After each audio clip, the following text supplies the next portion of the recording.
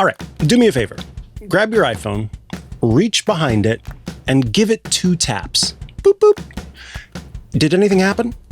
If something did, well, then you don't need to watch this episode. But if something didn't happen, I've got something to show you. Buried in your accessibility settings is a feature that turns the back of your phone into a programmable button. You could tap twice for a screenshot, 3 times for the flashlight, or whatever you decide. It's been hiding there since iOS 14, and most people have no idea it exists. So let's fix that. Stay tuned. This episode is brought to you by Black Hat USA. If you listen to this show, you go deep on the technical detail. So does Black Hat. For nearly 3 decades, it's been where the security industry's most rigorous research gets presented and pressure tested. More than 100 hands-on trainings taught by practitioners who've actually deployed in live environments, not lecturers reading from slides. And hundreds of peer-reviewed briefings that go well past the overview into the real work across the 4 areas defining security right now: AI and autonomous threats, cyber conflict, systemic resilience, and identity.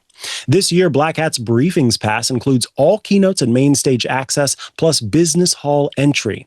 You also get breakfast, lunch, Arsenal Live, tool demos, on-demand session access, and admission to the Midnight in the War Room screening. Black Hat takes place from August 1st to the 6th in Las Vegas. If you want the depth this show gets into in person with the people doing the work, this is the room. Oh, and we'll be there too. Prices rise on July 17th, so book before then. Use code TWiT for $200 off your Briefings Pass at blackhat.com/US-26. That's BLACKHAT.com/US-26. Podcasts you love. From people you trust. This is TWiT.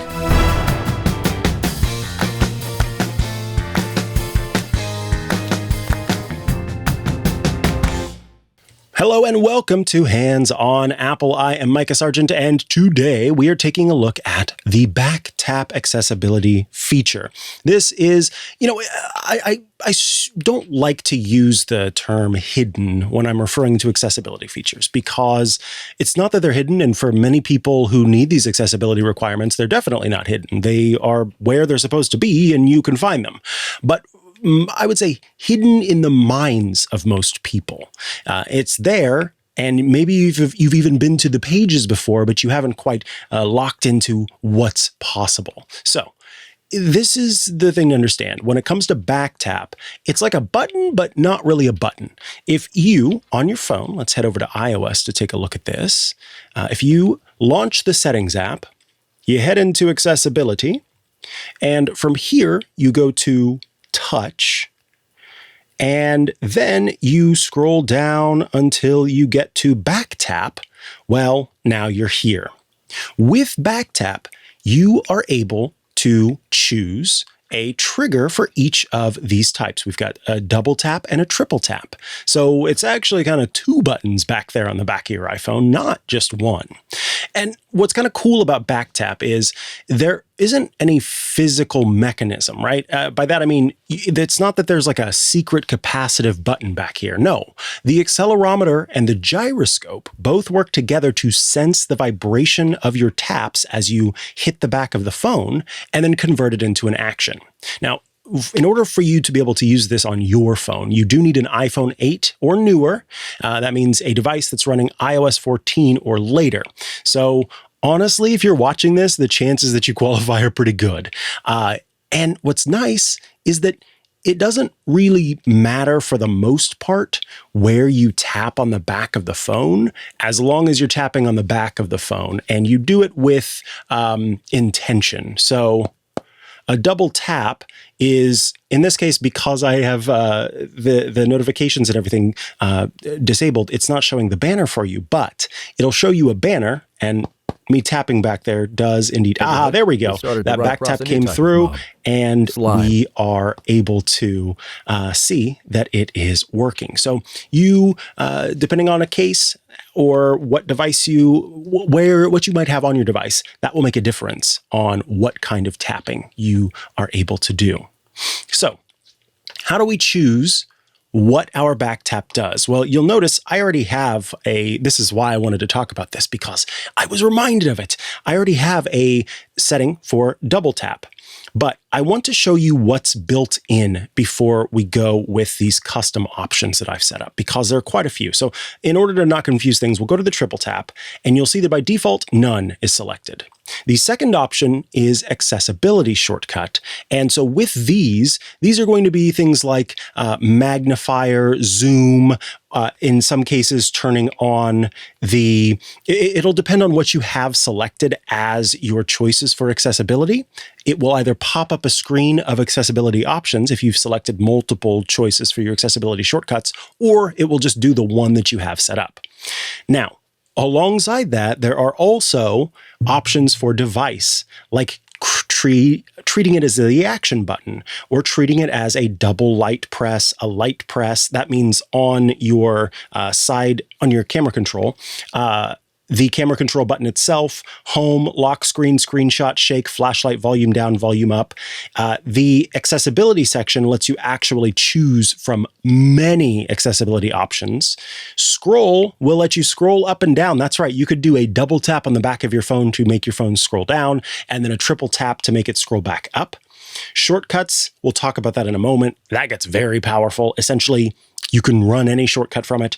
And then system, which lets you launch the app switcher, activate Apple Pay, launch the camera, launch the control center, your front camera. You can even have it do things like turn on mute functionality or restart the device. That's not necessarily one that I recommend setting up. Type to Siri, dark mode, visual intelligence. All of these are available to you as your back tap shortcut.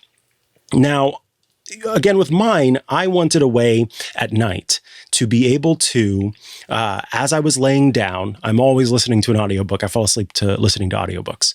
As I'm laying down, what ends up happening is I put my phone onto the charger, and then I remember you haven't set your sleep timer yet. Well, the sleep timer needs to be set, right? And so with this back tap functionality, I don't need to reopen my phone, launch the Audible app, go in. No, all I have to do, boop, boop, on the back of my phone, and then it automatically launches, or it starts my sleep timer for me. You can do so much here, like setting double tap for the camera option, and then triple tap for volume up. And so that means that boop, boop, double tap launches the camera, boop, boop, boop, triple tap takes a photo, right? Kind of cool.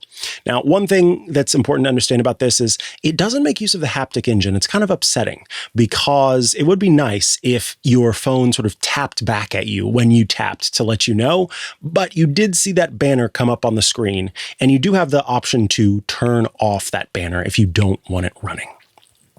Let's talk about what we can do next. So now you know that a double tap could, for example, restart your phone. Again, I don't recommend that. Triple tap could scroll down on an article so that you didn't have to maybe it lets you keep your other hand free, and I can't think of a reason why. If you do have access to both hands, but if there's a reason why, then perhaps that is something that you could do. Now, how can we make this even more powerful? Backtap is great on its own, but shortcuts make it incredibly powerful. In fact, that's the way that I got it to work with Audible and setting my sleep timer.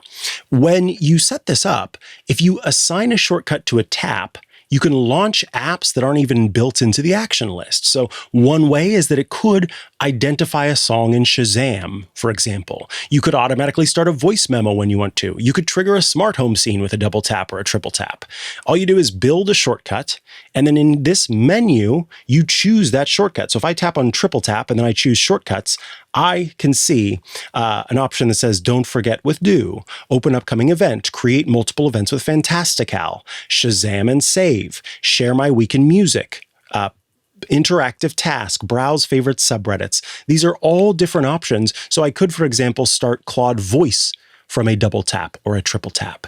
It's essentially another action button on your phone, But you may have an iPhone 8 that doesn't have an action button. And so this is your first one. This is your option to have technically kind of 2 action buttons with that double tap and triple tap. It's pretty neat stuff.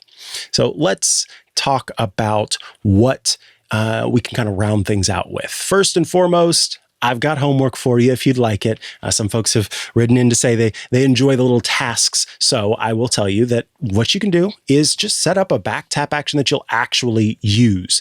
I recommend one that a lot of people will use, which is a screenshot on double tap. A lot of people use that and really like it. If you're feeling ambitious, maybe make a shortcut like Open Voice Memos or Open Shazam or one of the custom options that it'll show to you, and then assign that one to triple tap. And then really live with it for a week. Really try to remember that it's there. I think that's where the double tap can help, the double tap screenshot, because a lot of people seem to click with that. And then you remember you've got these double tap actions. And then you'll go, oh yeah, I've also got that triple tap. It's the lowest effort way to make your iPhone, kind of feel more custom. It's something you could show your friends. And it's something that is just really a cool way to do more than you might expect with your phone. The last thing I want to say about this, some caveats. There are chances for accidental activations. When this feature was first announced and when it started to get popularized with the introduction of shortcuts, that resulted in, especially in early days, it activated way more than you'd want it to. Over time, I feel that the requirement for back tap to trigger is much more, you have to be very direct about it. And that has made it less sensitive, which is good. In this case, we want it to not do a bunch of false positives, and that has improved. But there is still an opportunity that you'll get that. So I recommend not setting up things that are too dire or can make a huge difference on your phone, like restart with a double tap. Maybe save that if you want to set it up for the triple tap, which requires even more accidental movement to trigger than a double tap would. In any case, if you have questions, thoughts, concerns, etc., email me. Mikah@twit.tv is how you get in touch. And of course, don't forget about Club Twit at twit.tv/clubtwit. It is our way of staying here and doing the work that we do. It is a great opportunity if you would like to help support our work, and you get a bunch of cool benefits, including chapter markers. I love that new feature. Plus all of the fun that you can have in the Discord. All right, that does it for me for today. Email me, hoa@twit.tv or Mikah@twit.tv with your questions. And I'll be back next week with another episode of Hands on Apple. Bye-bye.